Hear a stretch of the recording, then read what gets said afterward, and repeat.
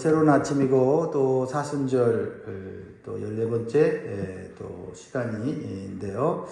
우리 같이 말씀을 마태복음 20장 17절 28절 나누면서 우리 기도 제목으로 하나님의 교훈을 마음에 새기면 좋겠습니다. 한번 따라 하십니다. 올라가는 세상의 길이 아니라 내려가는 십자가의 길을 따라가게 하소서.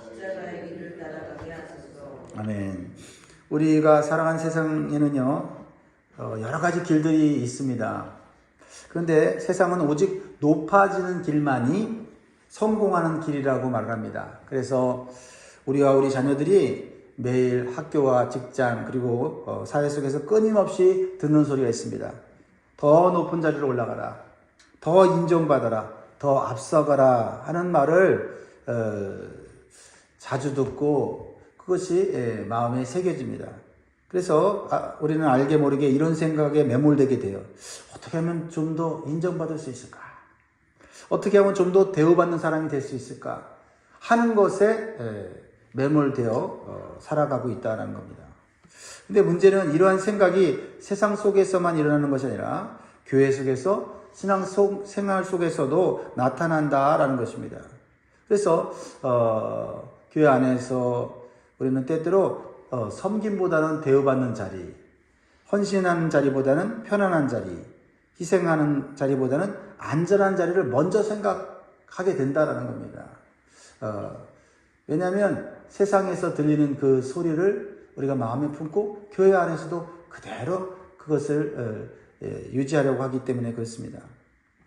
오늘 본문을 보면 예수님과 제자들의 기대가 서로 부딪히는 장면을 보게 됩니다. 여러분, 예수님과 예수님의 제자라면 기대가 같아야 되고 목표가 같아야 되는데 서로 부딪히고 있다는 겁니다. 이것이 예수님과 제자들 사이만 일어나는 것은 아니라고 생각이 듭니다. 자, 17절에 보니까 예수께서 예루살렘으로 올라가려 하실 때에 12제자를 따로 데리시고 길에서 이르시되, 예수님과 함께 제자들이 어디로 올라갑니까? 예루살렘으로 올라갑니다. 같은 길을 올라가지요. 같은 길. 눈을 보기에는 올라가는 길이에요. 예루살렘 성전이 있는 그 길은 해발 800m예요. 그러니까 올라가는 길이죠. 올라가는 것에 대한 기대가 있어요.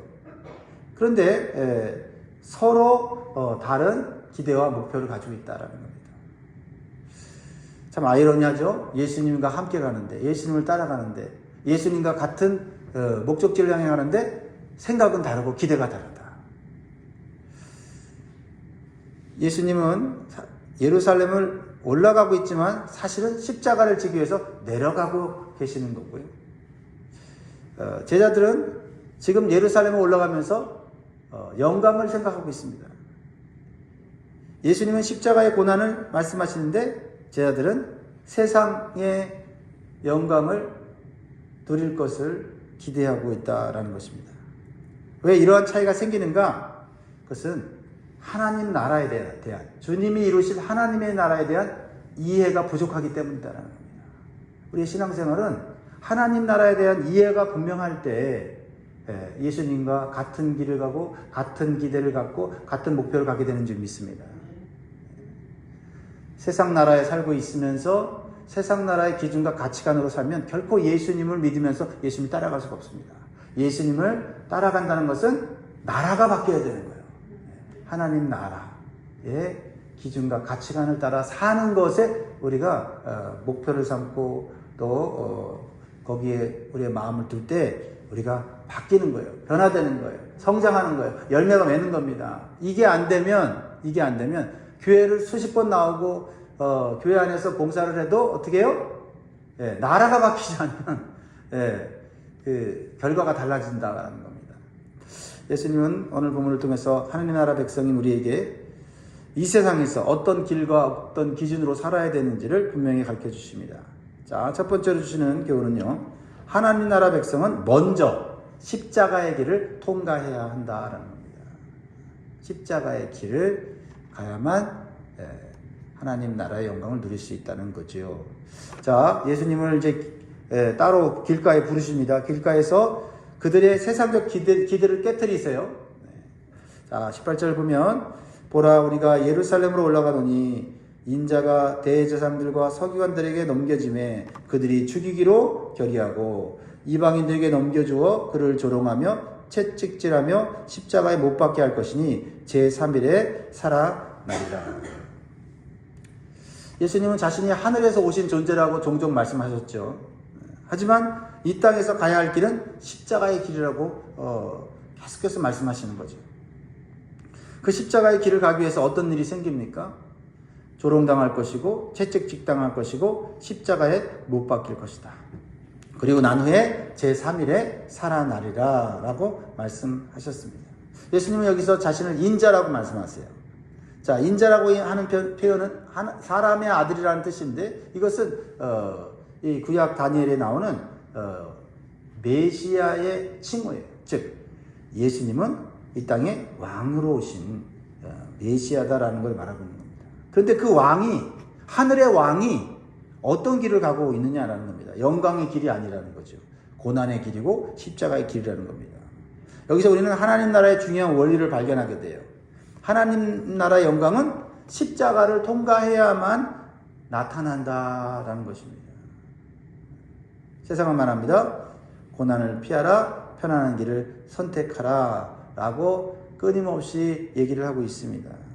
하지만 예수님은 말씀하십니다. 십자가의 고난을 통과해야 하늘의 영광으로 간다라고 말씀하고 있어요. 이렇게 삶을 사는데 기준과 가치과 목표가 다를 수 있다라는 거예요. 사랑하는 여러분, 우리가 교회에 나오는 것만 세상과 달라서는 안 됩니다. 우리 내면의 기준과 가치관이 달라야 될 점 있습니다. 우리가 예수님을 따라가다 보면 때로 조롱당하고 손해보는 것 같은 순간들이 있어요. 있어야 합니다. 네, 다르니까요. 그죠? 네. 세상에서 정직하게 살기 때문에 손해를 보고 믿음을 지키기 때문에 불이익을 당하고 교회에서 주를 위해 헌신하여 봉사할 때 때때로 오해받고 고통을 받습니다. 왜냐하면 교회 안에도 아직 세상 기준과 가치관으로 신앙생활하는 사람이 있기 때문이죠.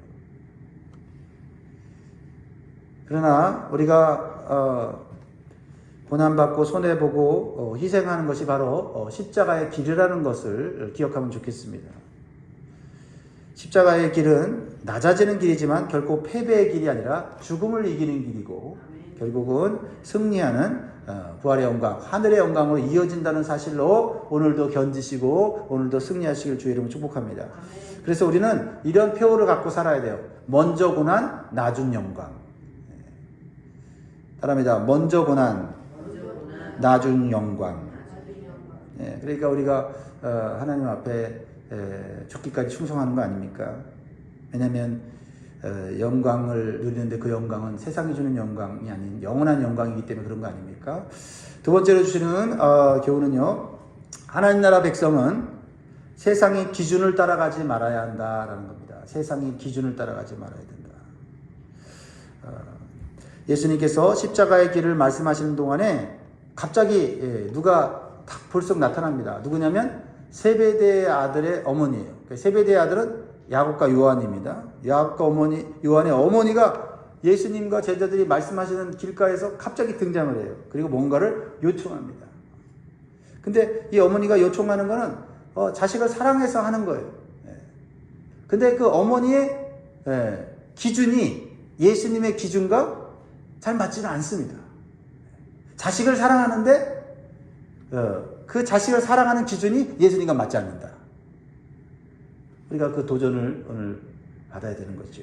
20절, 21절. 그때 세베대의 아들의 어머니가 그 아들들을 데리고 예수께 와서 절하며 무엇을 구하니? 예수님께 나와서 기도하는 것 잘하는 겁니다. 근데 21절 같이 읽습니다. 시작. 예수께서 이르시되 무엇을 원하느냐? 이르되 나의 이 두 아들을 주의 나라에서 하나는 주의 우편에 하나는 주의 좌편에 앉게 명하소서. 세베대의 아들의 어머니가 예수님께 한 요청은 단순한 부탁이 아니에요. 예수님이 세우실 왕국에서 우편과 좌우에 앉게 해달라는 거죠. 즉 가장 큰 권력을 예수님 다음으로 얻게 해달라고 하는 아주 의미심장한 요청이었습니다. 그런데 예수님께서 이렇게 대답하십니다. 그 어머니가 와서 요청을 했는데 사실은 그 어머니가 요청했다보다는 그 아들들인 야곱과 요한이 어머니께 요청해달라고 얘기한 거죠. 좀 더 부드럽게 하려고 하는 거지요. 그런데 예수님은 그 마음의 기준을 보시고 얘기하시는 거예요. 그러면서 너희가 내가 세우려는 왕국의 기준을 잘 이해 못한 것 같구나 라고 얘기를 하는 거예요. 그게 22절이죠. 예수께서 대답하여 이르시되 너희는 너희가 구하는 것을 알지 못하는도다. 내가 마시려는 잔을 너희가 마실 수 있느냐? 그들이 말하되 할 수 있느니라. 예수님이 마시려는 잔 마실 수 있냐니까 마실 수 있다는 거예요. 그러니까 기준이 다르니까 그럴 수 있다고 생각하는 겁니다. 예수님은 내가 마시려는 잔을 너희가 마시지 못할 거다. 너희가 목표로 삼는 삶은 권세를 부리고 지배하고 내 마음대로 살려고 하는 삶이기 때문에 결코 내가 마시려는 잔을 마실 수가 없다. 이 말씀을 하시는 건데요. 여기서 잔이라고 하는 것은 성경에서 종종 하나님의 진노 또는 고난을 의미하는데 여기서 예수님이 말씀하신 잔은 뭐죠? 우리가 잘 알죠? 이미 십자가의 고난을 의미하는 잔입니다. 제자들은 이 잔이 무엇인지를 이해하지 못했습니다. 그저 높은 자리로 올라가기 위해서 겪는 의례적인 과정이라고 생각한 거예요. 그러니까 그 정도의 잔은 우리가 마실 수 있습니다. 그러자 다른 제자들이 이 세베대의 아들의 요청을 듣고는 엄청나게 막 화를 내는 거예요. 24절에 열 제자가 듣고 이 두 형제에 대하여 분이 여기거늘. 왜 화가 났습니까? 똑같은 생각하고 있는 거예요. 똑같은 생각하고 있는 거죠. 예수님과 함께 예루살렘에 올라갑니다. 예수님을 따라가고 있습니다. 그런데 이 두 제자의 요청 앞에 그들은 화를 내고 있어요. 뭐예요? 말은 안 하고 있지만 똑같은 세상적 기준을 가지고 예수님을 믿고 따라가고 있었다는 거죠. 그러니까 예수님을 열심히 따라가는 열심은 있었는데 십자가를 질 생각은 없는 겁니다. 대우받고 영광을 누리는 생각뿐인 거죠. 사랑하는 성도 여러분, 우리도 신앙생활하면서 그렇게 신앙생활할 수 있어요. 예수님 믿고 따라가는 거, 내 소원 성취하고 내 문제 해결하는데 열심히 낼 수 있습니다. 그런데 십자가 질 생각은 없는 거죠. 그렇습니다. 많은 성도들이 처음에는 신앙생활을 즐겁게 하다가 십자가를 져야 할 때 다 도망가죠. 우리에게 십자가는 뭡니까? 사명 아닙니까? 사명을 져야 될 때 도망가는 거죠.